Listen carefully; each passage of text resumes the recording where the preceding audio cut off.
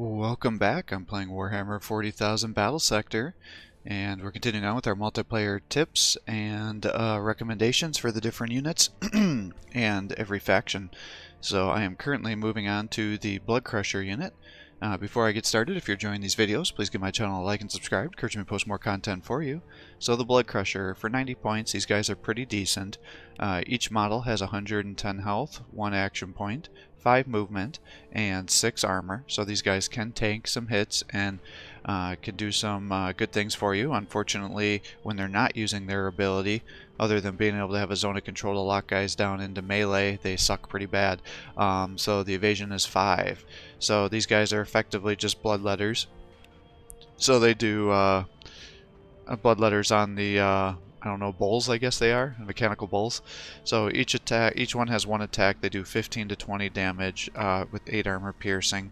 So if you're using them against a single target and you can get some flanks, these guys can dish out some good damage. But otherwise, you know, even the low tier units, if there's multiple units per squad, they can't even kill a single model usually. So that can be pretty frustrating. Now, the big thing with these guys is they do have the unstoppable ferocity, which increases their evasion by 25, so it brings them up to 30 when they're soaking up Overwatch. And then their big thing is the devastating charge.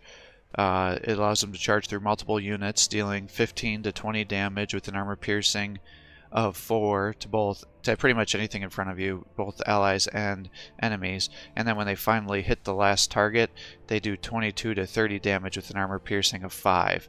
And I think the splash goes for 4 units. It's really frustrating on some of these abilities that it doesn't tell you exactly how much splash they have.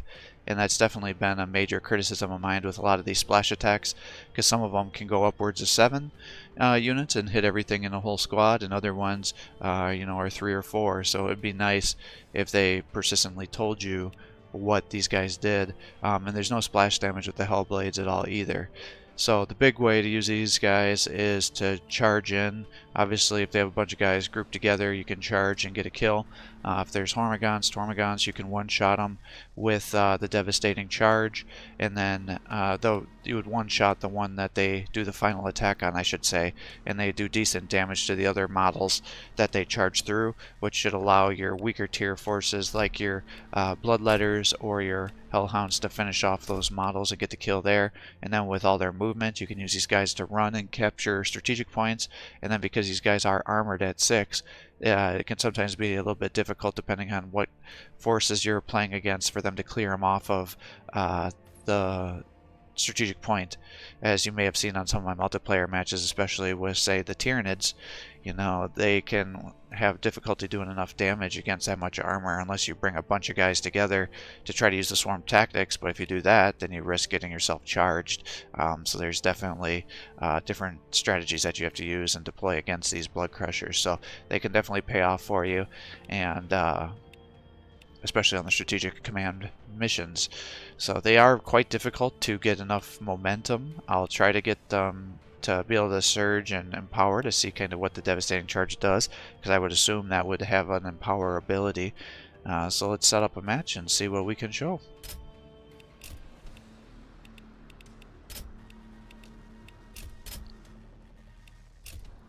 And I think we did Necrons last time, so let's do... No, I think it was Adeptus Sororitas. So I think we're doing a Chaos versus Chaos matchup now.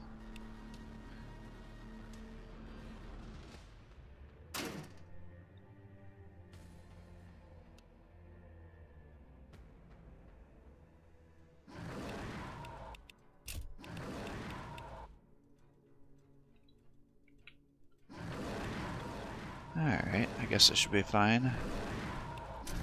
Wrath and rage. Lord of Rage, command me. Wrath and rage.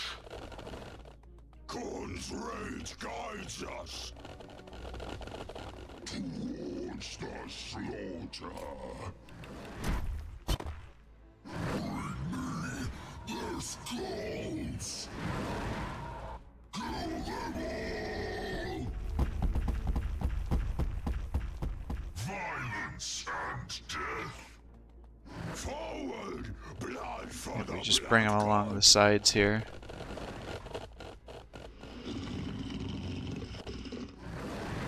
Do a little something like that.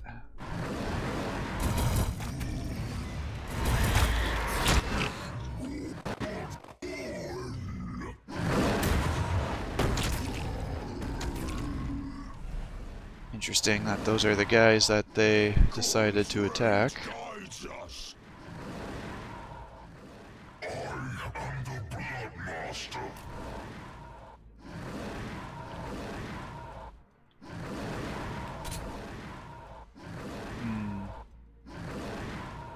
Wonder if I move you up to here, can you charge? No, you still can't charge. Well, we'll just charge into here, I guess. So, not very good damage against them.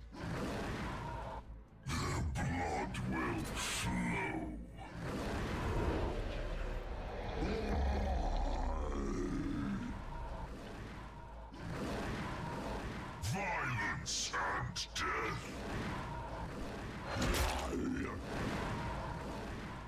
Blood for the blood god. Forward. Forward. Blood for the blood god. If I do that, yeah, it's not very good damage here. Crush them all. Blood and brass. I should have done this first.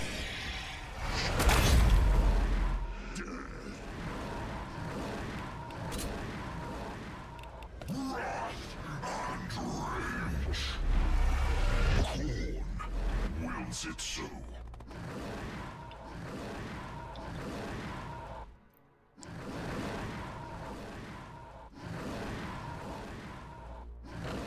The blood must flow.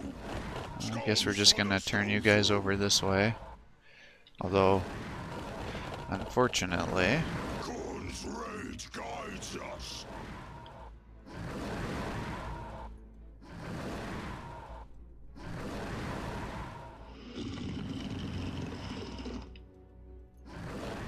those other guys are good against the Bloodcrushers.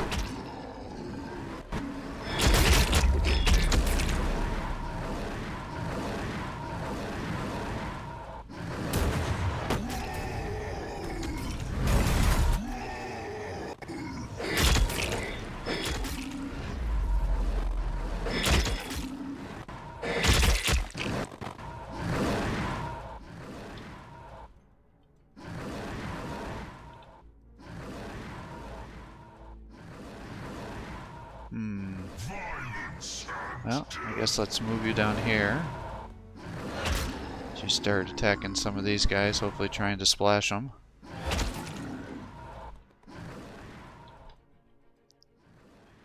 You had already attacked with your special, so I guess we'll come here, but as you can see, it's like, it doesn't really do a whole lot of damage. The blood must flow. Khorne's rage guides us. Looks like they don't have their zone of control anymore. The blood must flow. If I come over here, yeah, that's not gonna work for you too much. Get you over here. Blood for the blood god. Charge through.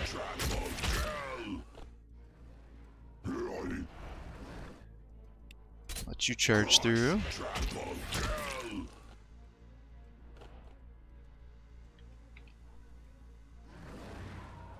They're really not getting much for I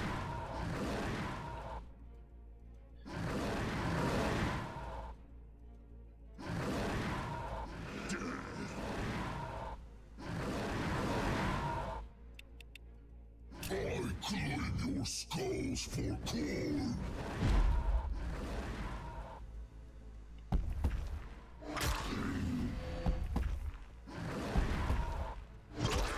Alright, good hits. Blood and brass.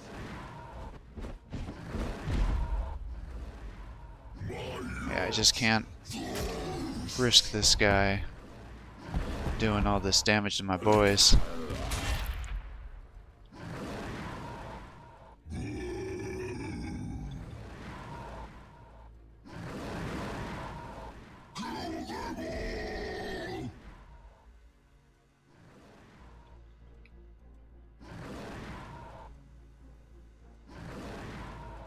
Hmm.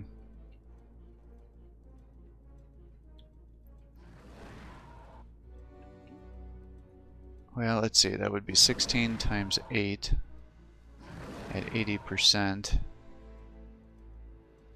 I'll try, I guess. Alright, good. You got a kill there.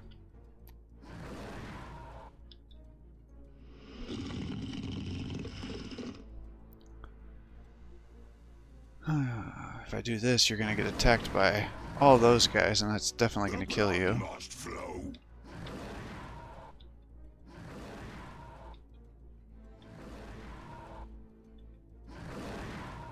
I can charge again.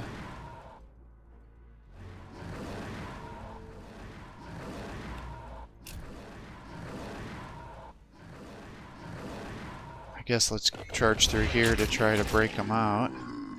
Oh shit, I really was hoping that you were gonna come over here.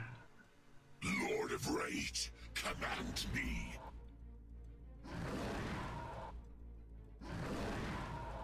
Face me, cowards!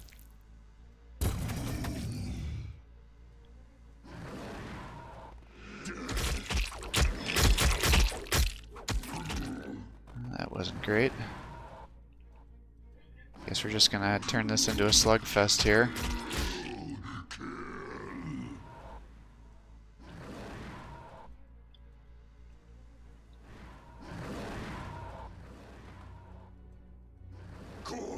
Well, maybe if I turn you here, he'll attack those guys.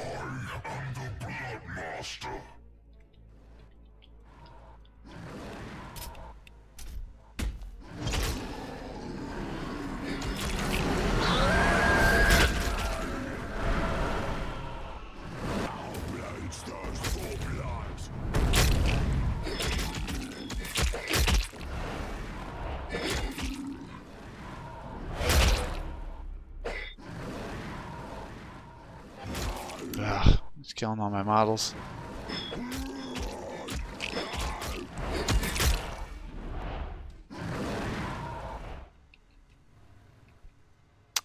Well, you've got no momentum.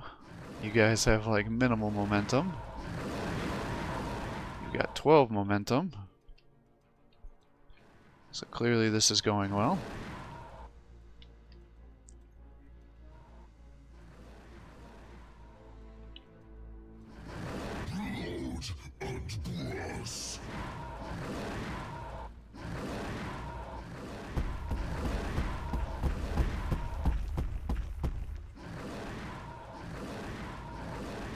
Let's just do some big hits. Yes, more blood for Khorne.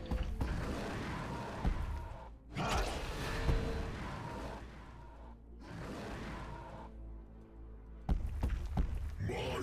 axe. Oh, really? The blood must flow.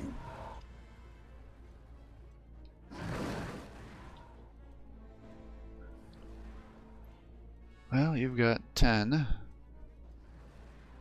Khorne's rage guides us.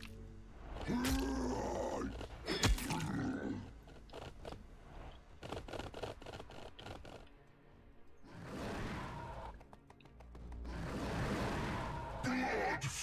Blood God.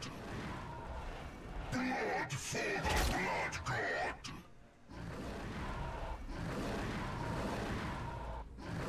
But this is what I mean about difficult to get these guys to where they need to be for their momentum gains here.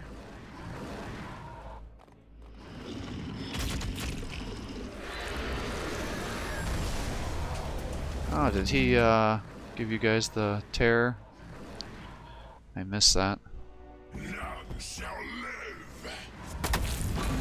My blade hungers for your blood. I will bleed you. Kill them all.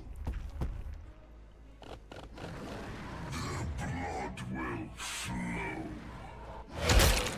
The blood must flow. I'll let you charge into here. Did a little bit of damage.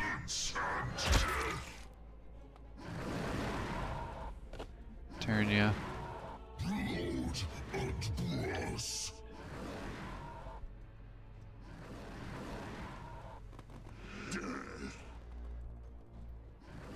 But yes, as you can see, very hard to get these guys to be at their momentum levels.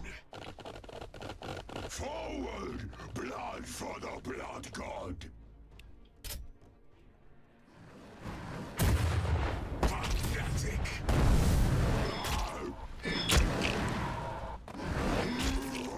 Shit, just killed him. Khorne's rage guides us.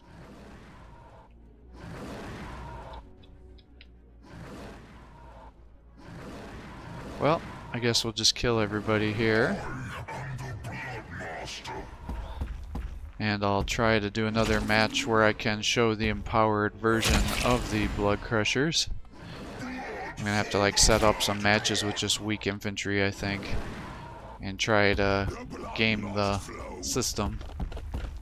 Towards the slaughter. Forward, blood for the blood god.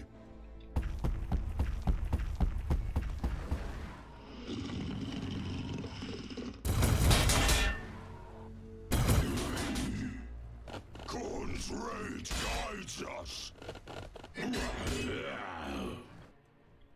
Violence and death.